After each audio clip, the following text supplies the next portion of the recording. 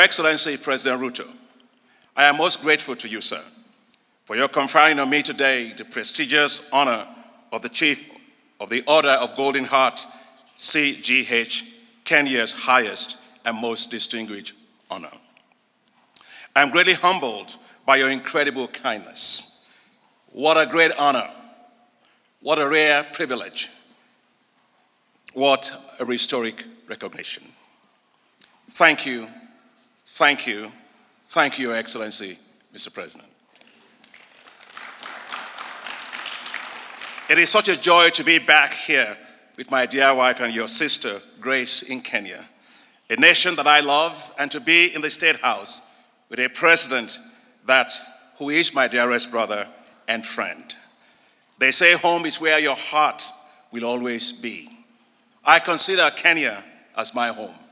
After all, I lived and worked here in this beautiful country for about 9 years, starting from my days working with the Rockefeller Foundation and the Alliance for a Green Revolution in Africa, AGRA. I have been back here ever since, so I can claim to have been working in and on Kenya for at least 20 years. The friendship between myself and His Excellency President Ruto goes way back over those 20 years. As we say in Kenya, tumetoka mbali, we have come from far. Yes, we have come from far, Mr. President, since you were a much younger Minister of Agriculture under the then government of President Y. Kibaki. Your predecessor, former President Kenyatta, was then the Deputy Prime Minister and Minister of Finance. I recall the very frequent and engaging discussions between us on how to improve the quality of life of Kenyans. From seminars to workshops and conferences, we engaged intensely. I was not just working in Kenya, I was a Kenyan by mind, heart, and soul as I immersed myself in this beautiful country of Kenya. I remember then that I was later appointed as Minister of Agriculture in Nigeria. Then I came along with His Excellency President Goodluck Ebele Jonathan on a state visit to Kenya. President Kenyatta and yourself, as the then Deputy President, receives us together at the Jomo Kenyatta Airport. As President Jonathan was making the introductions of his ministers, he got to me and he introduced me as the Minister of Agriculture of Nigeria, to which the then President Kenyatta said, "Yes, I know him. He is the Kenyan on loan to the Nigerian government." We all busted out collectively laughing. Of course, he was right, because even then, as I was appointed Minister of Agriculture of Nigeria, I appointed Maria Mulindi, a Kenyan, as my Chief of Staff, even in Nigeria. I worked everywhere in Kenya, and I have great memories. From my praying and preaching at the Nairobi Pentecostal Church, Valley Road, with Bishop Boniface Adoyo, Bishop Oginde, and many others, to small family prayer groups with my Kenyan friends, to working with many farmers in schools across Kenya. From working with a friend of mine, Robert Mbugua, speaking across high schools in this country to encourage and inspire the youth, to supporting research institutions, including Kenya's Agricultural Research Institute, the African Economic Research Consortium, with Dr. Harris Mule, Professor Willis Oluokosura, Professor Chris Okelo Ogutu, and Dr. Gem Agwins Kodak, to working with the corporate giants in this country, such as Chris Kuribi, who owned the International House, and Vimal Shah of Bidco Oil Refineries. From working to support girls' education with the Forum for Women Educationalists in Africa, with Dr. Eda Gachukia and Dr. Ruth Kagia, to working to improve the lives of farmers across this country, from Bungoma to Eldoret, Kisii, and across the Rift Valley. From working with the Kenyan Agricultural Research Institute, KARI, to develop new technologies, to working on the farms in Muranga with Dr. Florence Wambugu, to scale up the uptake of tissue culture bananas by farmers in the country. I recall my work launching the development of agro-dealer networks across Kenya with Dr. Caleb Wangia of the then Agricultural Market Development Trust, AGMARC, as we rapidly expanded availability of farm inputs for traders across Kenya. I was so driven and so much wanted things to change positively for Kenyans. I was very concerned then about the millions of poor farmers in Kenya who are begging for food and who had no access to seeds or fertilizers. I wanted to see a national program to provide subsidized seeds and fertilizers for poor farmers across Kenya. The then PS of Agriculture, Dr. Romano Kiome, and the then Minister of Agriculture, Ruto Arap Kruger, became allies then and agreed. But it was not a popular move. Several donors were unhappy with me at the time for trying to push for subsidies for farmers in Kenya, including my own office at the time, the Rockefeller Foundation. I was even told that if I did not back off, I could lose my job. I was not deterred. As I said, if trying to help the poor is a reason to lose a job, I cannot think of a better way, a more honorable way to lose a job: fighting for the poor. I recall going to one of the meetings of donors at the time to push for this, and as soon as I raised the issue, the chair of the session simply said, "Next agenda item, please." I retorted that if I had been the Minister of Foreign Affairs of Kenya, I would have sent all of you back home because you spend most time on the beaches and not even having a heart for the poor people of Kenya. When His Excellency William Ruto was then appointed as the Agricultural Minister, I asked for an urgent meeting with him. You need to know something about this man, the then Minister Ruto, now President Ruto of this country. He is a man of action. He is relentless, and he will push until he gets things done, but he does get it done. He did not wait to visit with me, for me to visit with him at the Kilimo House. He made his way to my own office and met me there at 7:30 in the morning.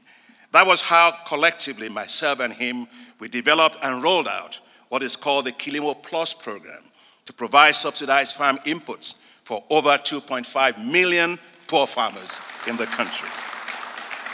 We went even further, myself and the President, then Minister Ruto, when I was at Agra, developed and rolled out what is called the Kilimo Biashara program, which provided financial guarantees, facilities for banks across this country to reduce the risk of lending by commercial banks to Kenya.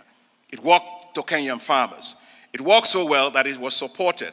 It supported many banks, such as Equity Bank, working with James Mwangi to rapidly expand their lending to the agricultural sector, from its humble beginning to becoming what it is today, for which I am very, very proud. And Mr. President, thank you for your tenacity at that time, because without your support and tenacity, this will not have happened. I recall my work with Kenyan colleagues as we developed at the time what was called the Kenyan Agricultural Commodity Exchange, with Adrian Mukibi, Albert Wesonga, to provide market price information for farmers in the country using mobile phones. I remember working with the mayor of Bungoma at the time to set up the commodity exchange in a place called Chwele Market, so farmers could bulk their maize and sell graded maize with quality at the exchange, working at the time with a guy called Eusebius Mukwana, who was then later a senator. I worked so well as the middlemen could not rip off farmers anymore, Mr. President. In fact, it worked so well that some disgruntled middlemen vandalized some of the commodity kiosks. One day, Mr. Kofi Annan, the then United Nations Secretary General, he was at the time the chairman of the board of directors of Agra, visited the Chwele market. He was so amazed, Mr. President, as he used his mobile phone to make orders via the exchange. He turned to me and he said, "This is the Chicago Board of Exchange in Village in Kenya." I tried so hard to be Kenyan, so much so that I started running at the Jaffrey Center in the early mornings and on weekends. If only I could run like those long-distance runners of Kenya, maybe I could become a Kenyan by running. And I failed miserably, as I could not keep up with them. So I told myself, Mr. President, let me just take being a Nigerian. At least I know that Nigerians may have a better opportunity of beating you in football, because I know that the field is too short for Kenyans to run in football. As the president of the African Development Bank, I am proud that my colleagues and I have been running with Kenya and scoring development goals with Kenya. Kenya has, Mr. President, a special place in the history of the African Development Bank, since its establishment in 1964. The very first project ever financed by the African Development Bank was right here in Kenya in 1967, and that's 58 years ago. The first one links Eldoret to Tororo in Uganda, laying the foundations for a transport infrastructure that drives commerce between the countries of the Great Lakes and the Indian Ocean regions. The second road, which connects Nairobi to Kilimanjaro region in Tanzania, has become a major trunk road for commerce and tourism between both countries. Since 1964, Mr. President, the bank has financed a total of 167 projects with financial commitment of $7.8 billion US. But I am especially proud of what we have done in and for Kenya over the past 10 years since I was first elected president of the African Development Bank in 2015. Since I was elected president, the bank has financed a total of 57 projects with a total financing commitment of $4.44 billion US. That means, Mr. President, we did in the past 10 years under my presidency, 57% of all of the African Development Bank's financing in Kenya over the last 60 years. And I must tell you how special Kenya is to me. The African Development Bank's current portfolio consists of 45 projects worth $4.1 billion. And these projects, Mr. President, are having huge impacts across Kenya. For example, the bank supported last mile connectivity project for electricity has helped to increase the population of Kenyans connected to the national electricity grid from 41% in 2014 to 76% in 2024. Put simply, the electricity connections increased from 2.42 million households to 9.7 million households. Many of you may not know that the bank helped to make this happen. You are not alone. On one of my field trips to the Rift Valley together with Cabinet Secretary then at the time, Charles Kitter, we walked down a dusty road in one of the villages that benefited from the last mile connectivity project. Right in front of us was an elderly woman whose name was Grace, not my Grace, that's my wife. She was asked by the Cabinet Secretary if she knows the African Development Bank funded the connection of our village and other villages and households to the electricity grid. She said, "I do not know the African Development Bank." When further asked if she knows Dr. Adesina, the president of the African Development Bank, she said, "No, I do not know him, and where is he?" Of course, I was right beside her. She then said, "All I know is that we once were in darkness, and now we have light." With Kenya participating, Mr. President, under you, in the Mission 300 launched by the African Development Bank and the World Bank to connect 300 million people to electricity by 2030, Kenya is definitely on course to achieving 100% access to electricity by 2030. Ni na mini tuta tobwa. The African Development Bank financed and was the lead mandated arranger for the 310 megawatts Lake Turkana project, which is the largest wind farm in Africa. The bank also financed the 105 megawatts Menengai geothermal power plant, further advancing Kenya's leadership in geothermal development in Africa. For power transmission, the bank provided $106 million for the recently completed Ethiopia-Kenya electricity highway project. The African Development Bank is supporting several road and transport projects that are improving regional connectivity, trade, and reducing travel costs for the population. Let me mention just a few. Take, for example, right here in Nairobi, the bank is proud to have provided $107 million for the rehabilitation of the 13 kilometers Nairobi Outer Ring Road, turning it from a single lane to a dual carriageway, including service roads, grade-separated intersections, pedestrian foot overbridges, walkways, bicycle lanes, while providing secondary access to the Jomo Kenyatta International Airport. The bank co-financed the $175 million expansion of the Thika Nairobi Road, expanding it into a 6- and 8-lane highway. This has drastically reduced travel time from 2 to 3 hours to just 30 to 45 minutes. The bank has approved $852 million for the ongoing regional integration operations in Kenya. This includes Bagamoyo, Tanga, Horohoro, Lunga, Malindi Road, connecting, Mr. President, Kenya and Tanzania. We are supporting Kapchowa, Swamp, Kitale Road, connecting Kenya and Uganda, as well as the Lesuru, Kitale roads, connecting Kenya and South Sudan. The bank financed the construction of the Addis Ababa, Nairobi, Mombasa highway that has reduced travel time between Ethiopia and Kenya from 3 days to less than 24 hours and has helped to expand trade between the two countries by 400%. The bank co-financed the dualization of the 84 kilometers Kenol-Sagna-Marua highway, part of the Kenyan section of the Trans-Africa Highway running from Cape to Cairo. Our support of $31 million for the Chibora-Eldoret Road rehabilitation project, part of the Northern Corridor, provides transport routes connecting Kenya, Uganda, Rwanda, Burundi, East Congo, and Southern Sudan. Mr. President, you are very passionate about water and sanitation. When I visited with you in May of last year, right here at the State House, when you graciously hosted the African Development Bank's annual meetings, you passionately requested of me that the bank expand support for water and sanitation in the country. Mr. President, I am pleased to let you know that the bank is providing $634 million now towards the Kenya Town's Sustainable Water Supply and Sanitation Project.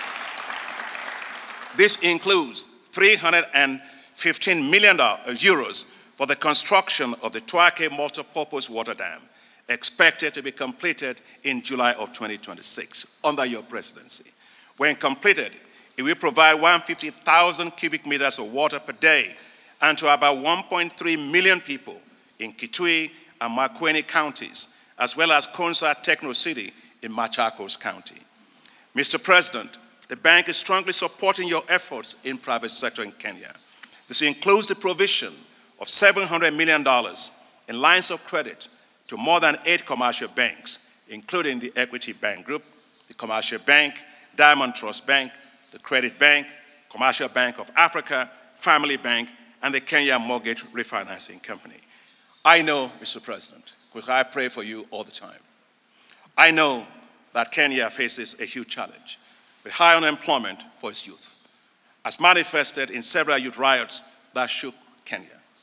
Unemployment is especially high among Kenya's well-educated youth. They demand support for skills upgrade, finance to build their businesses, and social protection, as well as inclusion in governance systems. To support you as you support the youth of Kenya, the African Development Bank is providing $309 million for ongoing projects targeting skills development for the youth. This includes the support for technical and vocational education that has already benefited 88,000 young people in Kenya. Mr. President, the African Development Bank's flagship program for supporting the financing of women, the Affirmative Finance Action for Women in Africa, otherwise called AFAWA, has already provided a total of $177 million in loans for 3,177 women-owned businesses. One of such women businesses is Pauline Otila, the CEO of Apiculture Ventures, one of the fastest growing businesses in Kenya's honey industry. With support received from AFAWA right here in Kenya, Pauline has tripled her business and grew her beekeepers network, supply network, from 1,200 to 10,000 beekeepers today. Today, Pauline is one of the leaders in Kenya's male-dominated beekeeping industry, showing that when women are supported, they thrive. In her words, women are bankable if given a chance. And I know, Mr. President, you are very passionate about supporting women. And I fully agree with you, and I salute your leadership, because no bird can fly with one wing. I am convinced that when women win, Kenyans win. When women win, Africa wins. Yes, challenges may be here today, but let's keep hope alive. Kenya will grow. Kenya will thrive. Kenya will prosper. I believe that the future will be bright for the youth of Kenya. And that is why the African Development Bank is currently preparing for our board's approval financial support to Kenya for the establishment of the Youth Entrepreneurship Investment Bank of Kenya. This will be a standalone financial institution with 100% dedication to providing technical assistance, debt and equity financing for the businesses of the youth of Kenya. When I earlier discussed this with His Excellency President Ruto, we were both at an airport lounge in Dubai. Both of us coming from different trips. He said to me, Adesina, as he always calls me, I want this in Kenya like yesterday.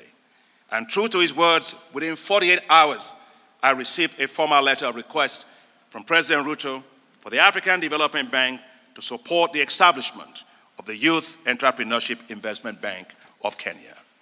So to the youths of Kenya, you are not alone. The African Development Bank and our partners will work very closely with President Ruto and the government to boost opportunities for the youth in Kenya. Working with President Ruto and the government of Kenya, the goal is simple: build youth-based wealth in Kenya, as the President told me. So as you can see, Mr. President, today, my heart has always been in Kenya. I am therefore immensely honored by you, President Ruto, that you are conferring on me today, and you have conferred on me today, Kenya's highest and most distinguished honor, the Chief of the Order of the Golden Heart, CGH. It feels a little bit funny to have CGH after my name, like the President. My heart is here, but you have made it even better. You added gold to my heart. Thank you, President Ruto. Thank you, Kenya. This is an honor that I will cherish for the rest of my life. It will be a constant reminder that the country that I love so much, Kenya, loves me back, appreciates and celebrates my leadership at the African Development Bank, and values and honors the incredible contributions of my staff and colleagues and our board directors at the African Development Bank. On behalf of my dear wife and your sister, Grace, the boards of directors of the African Development Bank, our board of governors, the management and staff of the African Development Bank, and on my own behalf, I accept this honor with great humility. May God bless you, my dearest brother, President Ruto. Asante sana, Mheshimiwa Rais Ruto. May God bless the good people of Kenya. Mungu aibariki Kenya. God bless Africa. Mungu aibariki Africa. With all my heart, now the golden heart. Thank you very much. Asante sana. On my own behalf and on behalf of the government and people of Kenya, this morning, I welcome you, my brother, to Nairobi, your other home. Congratulations. This morning, I am very proud to be the president that confers on you this well-deserved honor of the people of Kenya. It's an honor that I have the privilege as president, but on behalf of the government and people of Kenya,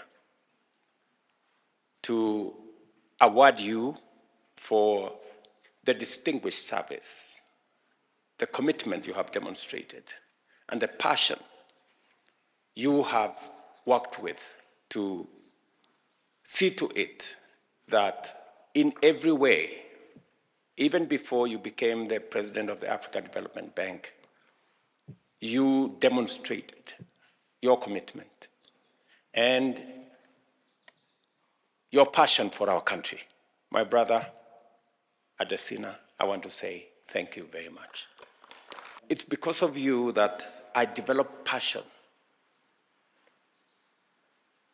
for agriculture. And as you have said correctly, it was always something to think about, how farmers can do more with less.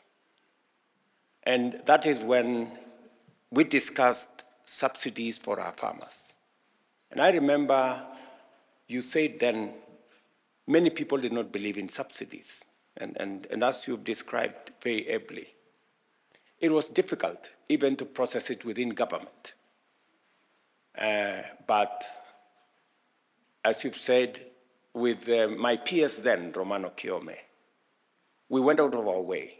And I remember going to Harambee House to see the then President Mwai Kibaki when I was Minister for Agriculture, and to tell him that we now can subsidize farmers. We have found a mechanism to subsidize farmers.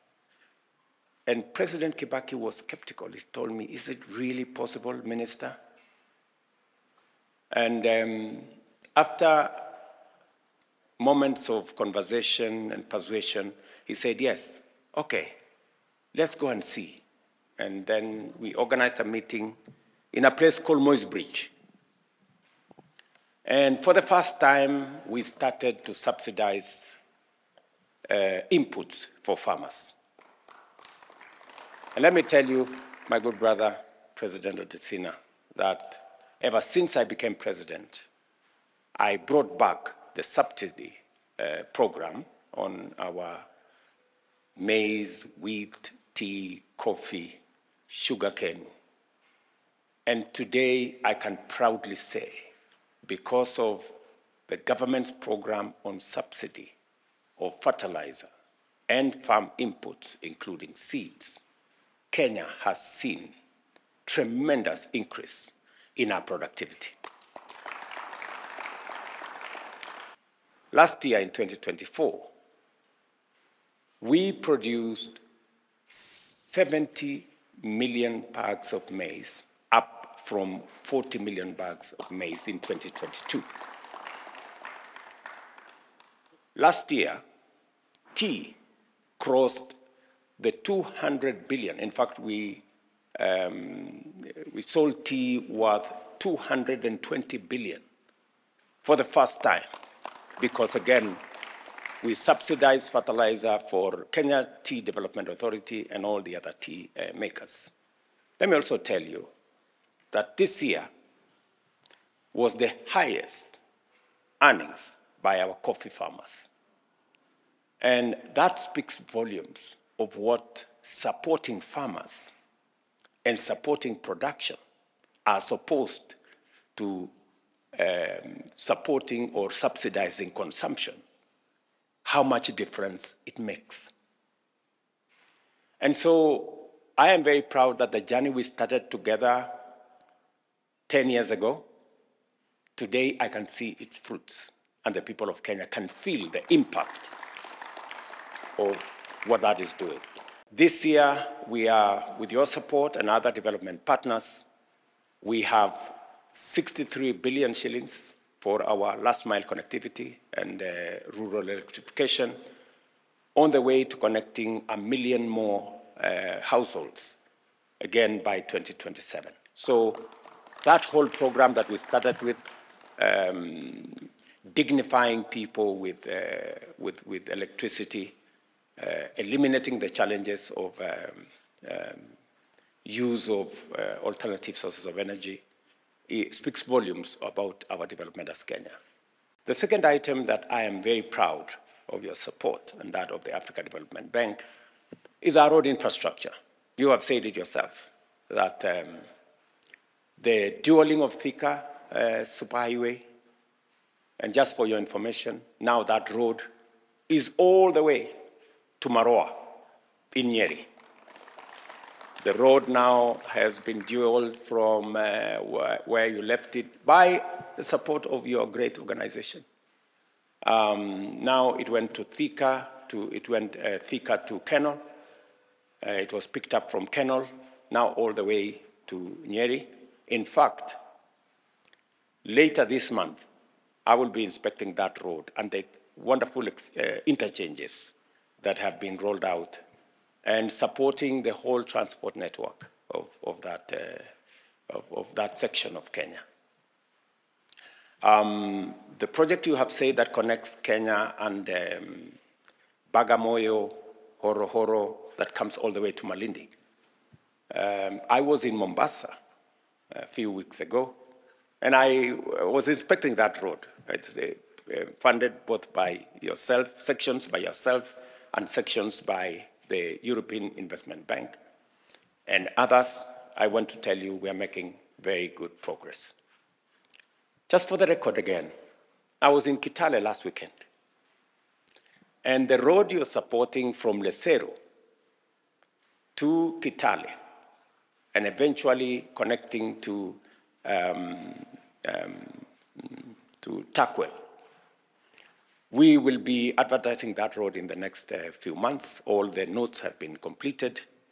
And just to tell you that we're making progress on that road as well. And on all the other pieces of infrastructure that are going on in Kenya on the road sector. Water harvesting, water storage, irrigation is the next horizon, especially in the context of climate change. We need to store more water, we need to harvest more water, we need more dams, and we need space that will enable us to deal with that. I am very proud, my brother, that you kindly and graciously accepted to support our water infrastructure development. Again, thank you very much. We have 150,000 houses being constructed in Kenya. We have close to 260,000 young people working in our housing program across Kenya.